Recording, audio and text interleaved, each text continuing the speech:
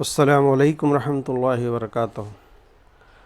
عزیز طلبہ، آج میں نہم جماعت جغرافیہ کا سبق نمبر 12 سوال جواب لے کے حاضر ہوا۔ سیاحت، ٹورزم، اس کی ایکسپلینیشن کا ایک ویڈیو ہم نے روانہ کیا تھا، آپ نے دیکھا ہوگا۔ ڈسکرپشن باکس میں انشاءاللہ میں اس ویڈیو کی لنک بھی دے دوں گا۔ تو یہ سبق نمبر 12 کا سوال جواب ہے۔ اس کے پہلے کئی طلبہ نے ہم سے رابطہ قائم کیا تھا سوال جواب کے لیے۔ یہ آخری ویڈیو ہے سوال جواب کا۔ اس کے بعد انشاءاللہ 8ویں 9ویں یا 10ویں جماعت کے کچھ کوئز کے ویڈیوز انشاءاللہ روانہ کیے جائیں گے۔ ویسے 10ویں جماعت کے 4 سبق کی کوئز مکمل ہیں، ڈسکرپشن باکس میں اس کی تفصیل مل جائے گی۔ آپ چینل پر جا کر کے پلے لسٹ میں آپ کوئز دیکھ سکتے ہیں۔ تو آئیے اس کا سوال جواب ہم حل کرتے ہیں۔ سوال نمبر 1 ہے، درج ذیل بیانات کی مدد سے سیاحت کی قسم پہچانیے۔ ایک بات آپ یاد رکھیے طلبہ کہ پہلے اس سبق کو سمجھ کر کے ایکسپلینیشن کے ویڈیو دیکھ کر کے ہی سوال جواب آپ لکھیں۔ تو سیاحت کی قسم پہچانتی ہیں۔ سیاحت کی کئی قسمیں آپ کو بتائی گئی تھیں کہ مایا تہذیب کے فن تعمیر کی خصوصیات جاننے کے لیے ثقیب نے میکسیکو کی سیر کی، تو یہ غیر ملکی سیاحت ہے، دوسرے ملک کا سفر کیا ثقیب نے۔ دوسرا سوال ہے، گوا کارنیوال دیکھنے کے لیے پرتگالی سیاح گوا آئے تھے، یعنی پرتگال سے گوا آئے، یہ بھی غیر ملکی سیاحت ہے۔ سوال نمبر جیم ہے، نیچروپیتھی طریقۂ علاج کے لیے جان اور عمر کو کیرلا جانا پڑا۔ نیچروپیتھی یہ طریقۂ علاج ہے، علاج و معالجے کے لیے گئے تھے، تو یہ طبی سیاحت ہوگی۔ اگلا سوال دال دیکھیے، پنڈلک راؤ اپنے خاندان کے ساتھ مذہبی مقامات کی زیارت کی۔ مذہبی مقامات کی زیارت مذہبی سیاحت ہے، کسی مندر کی، کسی گرودوارے کی، چرچ کی، یا کسی مقبرے کی، یا یاترا مذہبی ہوگی، کوئی سفر ہوگا مذہب کے لیے کیا جائے گا، تو ساری سیاحت مذہبی ہوگی، مذہبی سیاحت کی مثال ہے۔ اسی طرح یہ ہے، پونا کی رہنے والی رامیشوری اپنی سہیلی کے ساتھ ہرڈا پارٹی اور زرع سے متعلق معلومات حاصل کرنے کے لیے گاؤں جا کر آئی۔ زراعتی سیاحت ہے، گاؤں کی معلومات حاصل کرنے کے لیے، فصلوں کے متعلق معلومات حاصل کرنے کے لیے۔ واو ہے، سید خاندان زیارت کے لیے اجمیر گیا، مذہبی سیاحت ہے۔ اسی طرح اگر آپ کسی بھی مذہب کے متعلق سیر و سیاحت کرتے ہیں تو مذہبی سیاحت ہوگی۔ حج کے ایام میں لوگ بڑے پیمانے پر مکہ مکرمہ اور مدینہ کا سفر کرتے ہیں حج کے ارکان ادا کرنے کے لیے، تو وہ بھی مذہبی سیاحت کی ایک مثال ہے۔ سوال نمبر 2 دیکھتے ہیں، اس میں تعلق پہچان کر کے تسلسل کو جوڑنا ہے، یعنی کتاب کے اندر جو سوال دیا گیا الف کالم کے تسلسل سے بے اور جیم کو جوڑنا ہے، وہ رینڈملی دیا گیا ہے، اس کو آپ اس کا تعلق پہچانیے اور تعلق پہچان کر کے اس جنزیر کو یا تسلسل کو مکمل کیجیے۔ سوال نمبر 1 ہے، پہلا جز ہے تاڑوبا، یہ چندر پور میں شیر کی، جیم کالم میں شیر ہے، شیر کی تحفظ گاہ ہے۔ دوسرا ہے پرندوں کا مامن، نانج پرندوں کا مامن ہے، یہ مال ڈھوک پرندے کا نام ہے، گھاس کے میدانی علاقوں میں بھارت کے پایا جاتا ہے۔ مال ڈھوک کے تحفظ کے لیے نانج پرندوں کا مامن گاہ تیار کیا گیا۔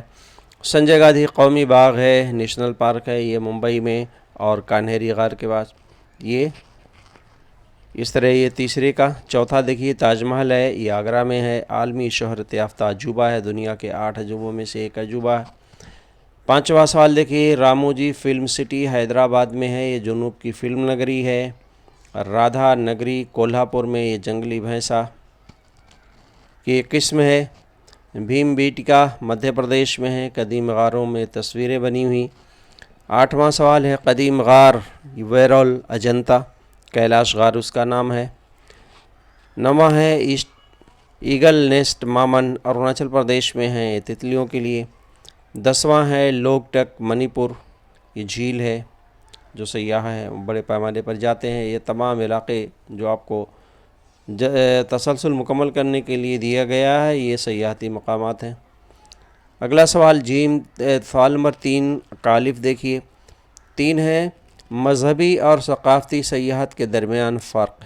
مذہبی سیاحت کیا ہے، ثقافتی سیاحت، اس کو 2 پوائنٹ میں اس کو مکمل کیا گیا ہے۔ مذہبی یاترا مذہبی مقامات کی سیر مذہبی سیاحت کہلاتی ہے، جبکہ تہذیبی اور ثقافتی مقامات کی سیر ثقافتی سیاحت کہلاتی ہے۔ دوسرا پوائنٹ ہے مذہبی سیاحت میں مندر، مسجد، سمادھی، درگاہ وغیرہ مذہبی مقامات کی زیارت کی جاتی ہے، جبکہ ثقافتی سیاحت میں تاریخی مقامات، عوامی آرٹ، رسم و رواج وغیرہ کی معلومات حاصل کی جاتی ہے۔ سوال نمبر 2 ہے سیاحت کی کون سے مقاصد، سیاحت کے مقاصد کون کون سے ہیں، سیاحت کیوں کی جاتی ہے؟ جیسا کہ آپ کو معلوم ہے کہ سیاحت کا جو سب سے بڑا مقصد ہے یہ معلومات حاصل کرنا ہے۔ اس کے علاوہ بہت ساری سیاحت کے مقاصد ہیں، یہاں آپ کو پوائنٹ وائز دیے گئے ہیں۔ وقت گزاری اور سیر و تفریح کرنا، دوسرا ہے مختلف معلومات حاصل کرنا۔ معلومات حاصل کرنا ایک اہم مقصد ہوتا ہے، خاص طور پر طالب علم کے لیے۔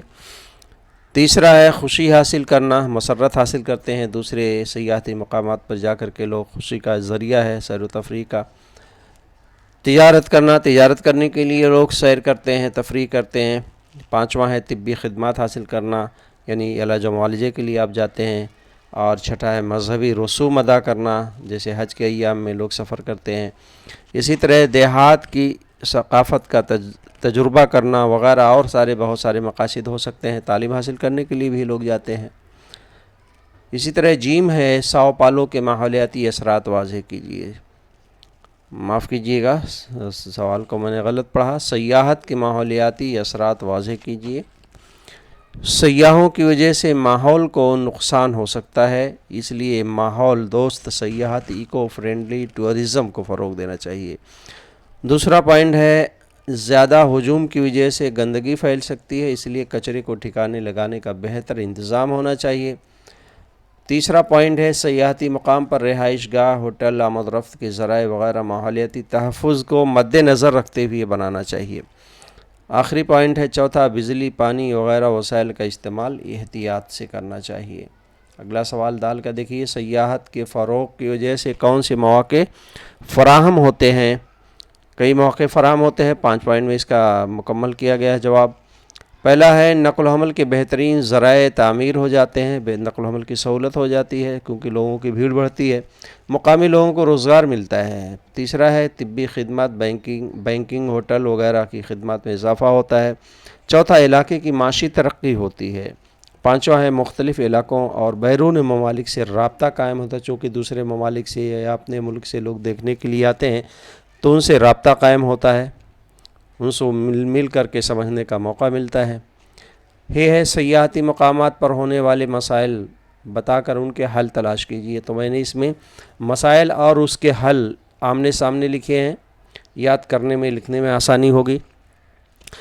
پہلا ہے خاص موقع پر بہت زیادہ ہجوم، یعنی سیاحتی مقام پر کوئی خاص موقع پہ جیسے تہوار کا کوئی موقع ہو، چھٹیوں کے دن ہو، وہاں ہجوم ہوتا ہے، بڑی بھیڑ ہوتی ہے، تو اس کا حل کیا ہے؟ اس کا حل یہ ہے کہ پاس اور ٹکٹ جاری کیے جائیں، اس کی لمٹ جو ہے متعین کر دی جائے۔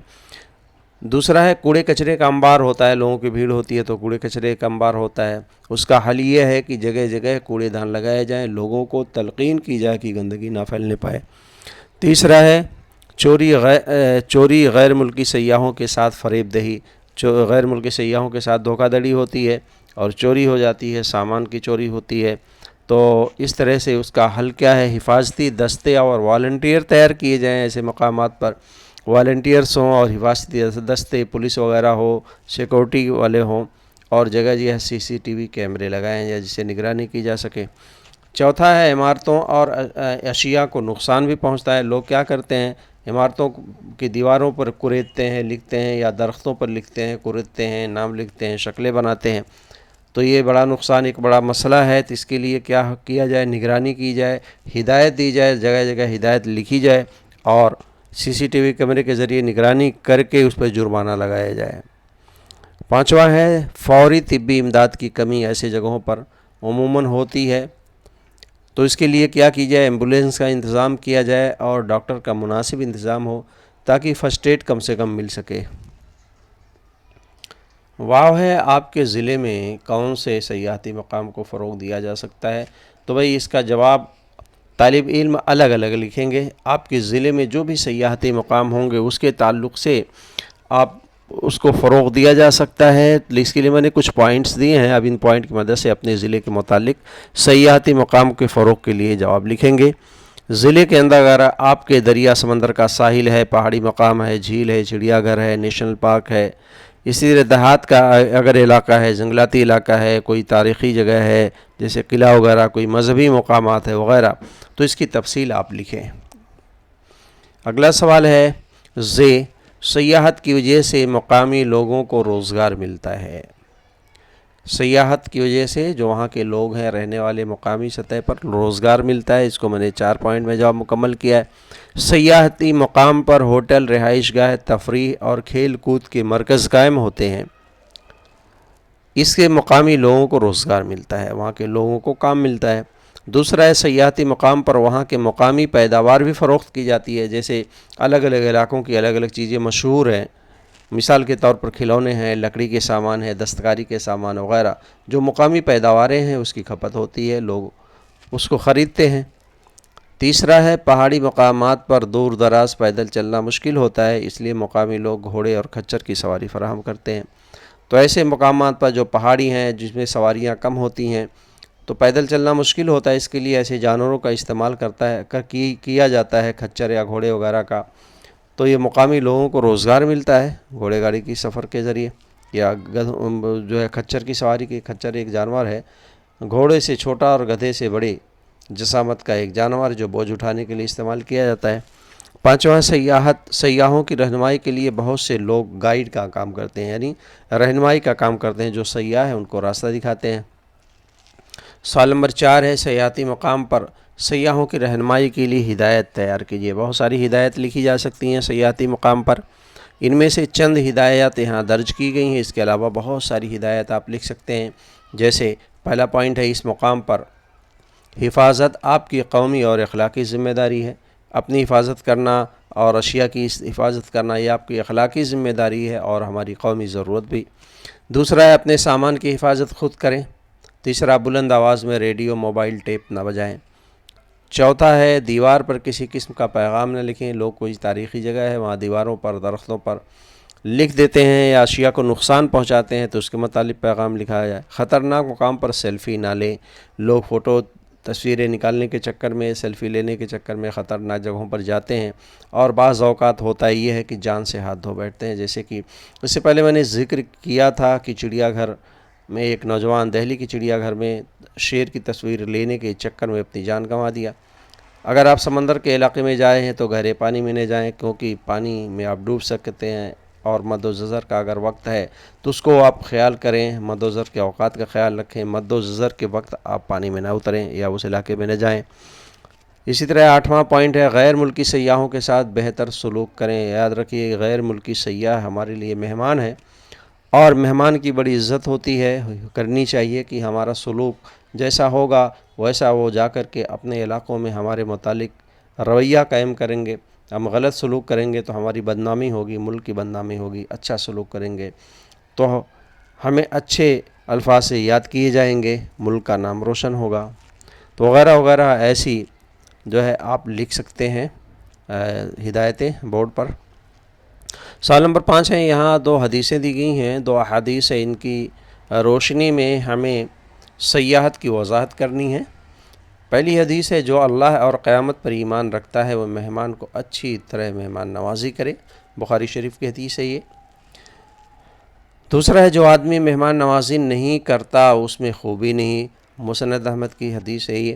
تو ان 2 احادیث کی روشنی میں سیاحت کی اسلام میں کیا حیثیت ہے یا مہمانوں کی کیا حیثیت ہے یہ متعلق، چونکہ اسلام میں مہمان نوازی کی بڑی اہمیت ہے۔ مہمان خیر و برکت کا ذریعہ باعث بنتا ہے، کیونکہ مہمان اپنی روزی لے کر کے آتا ہے تو خیر و برکت کا ذریعہ ہے وہ۔ آپ صلی اللہ علیہ وسلم اور صحابہ اکرام رضی اللہ عنہم نے خود بھوکے رہ کر مہمان کو کھلایا ہے۔ بڑا مشہور واقعہ ہے کہ ایک صحابی رضی اللہ عنہ کے پاس آپ صلی اللہ علیہ وسلم نے ایک مہمان بھیجا، رات کا وقت تھا، ان کے پاس مختصر سا کھانا تھا، تو مہمان نوازی کس طرح سے کی گئی کہ چراغ کو درست کرنے کے بہانے سے چراغ کو بجھا دیا گیا، اور صحابی رضی اللہ عنہ مہمان کے ساتھ بیٹھ کر کے کھانا کھا رہے ہیں، لیکن حقیقت میں وہ کھانا نہیں کھا رہے ہیں، کھانا تو ایک ہی آدمی کا تھا۔ مہمان کھانا کھا لیے اور صحابی رضی اللہ عنہ کیا کرتے ہیں، صرف وہ کھانا کھانے کا بہانہ کرتے ہیں، منہ چلاتے ہیں، ہاتھ چلاتے ہیں، اور مہمان کو یہ پتہ چلا کہ صحابی بھی کھانا کھا رہے ہیں، لیکن کھانا تو مختصر تھا، مہمان کا پیٹ بھر گیا۔ اس طرح سے انہوں نے مہمان نوازی کی۔ اللہ تعالیٰ نے اس کا ذکر قرآن میں کیا ہے۔ آیت جو ہے نازل ہوئی، آپ صلی اللہ علیہ وسلم کو پتہ چلا، تو اس کی بڑی جو ہے مہمان نوازی کی بڑی اہمیت ہے۔ یہ ہماری ذمہ داری ہے کہ اگر ہم سیاحتی مقام کے پاس رہتے ہیں اور ہمارے گھر کوئی مہمان آتا ہے تو خوشی سے اس کا استقبال کریں۔ قرآن میں زمین پر چل کر اور نشانیوں کو دیکھ کر عبرت حاصل کرنے کے لیے کہا گیا ہے کہ آپ صلی اللہ علیہ وسلم اور صحابہ اکرام رضی اللہ عنہم کی جماعت نے بہت سے اسفار کیے، بہت سے سفر کیے۔ غرض یہ کہ اسلام سیاحت کی ترغیب دیتا ہے تاکہ ہم زمین پر چل پھر کر اللہ کی قدرت پر غور و فکر کر سکیں۔ تو جی طلبہ، اس طرح سے یہ سوالات تھے جو مکمل ہوئے۔ امید ہے کہ آپ ان سوالات کو لکھ کر کے اور جواب مکمل کریں گے اور ویڈیو دیکھ کر کے اس کو سمجھنے کی کوشش کریں گے۔ عزیز طلبہ، اگر آپ نے جغرافی ٹیچ ویری نائس اس چینل کو سبسکرائب نہ کیا ہو تو ضرور سبسکرائب کر لیں تاکہ نوٹیفیکیشن آپ کو ملتی رہے۔ دعاؤں میں یاد رکھیے۔ السلام علیکم ورحمۃ اللہ وبرکاتہ۔